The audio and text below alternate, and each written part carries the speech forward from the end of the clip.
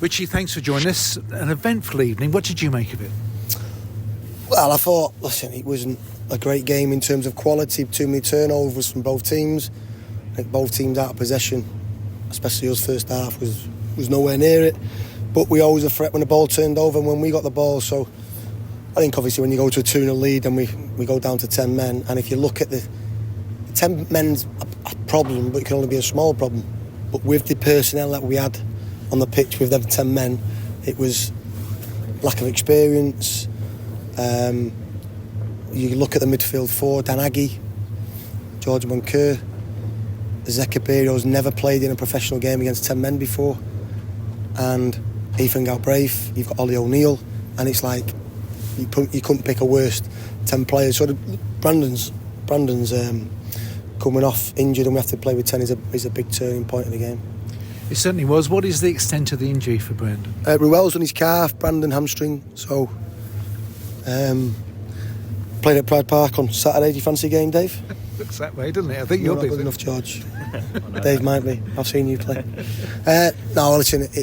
I think they picked up 2 or 3 injuries again. It's just the schedule. The schedule is and the amount of extra time and games we played this year.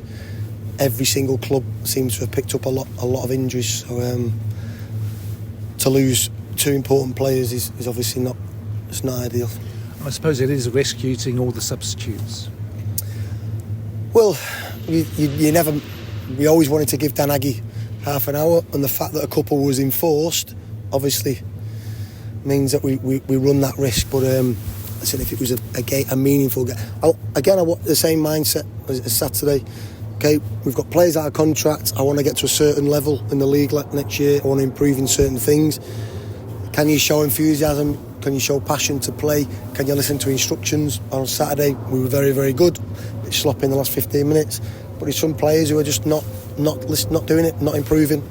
So we've got some big decisions to make in the summer.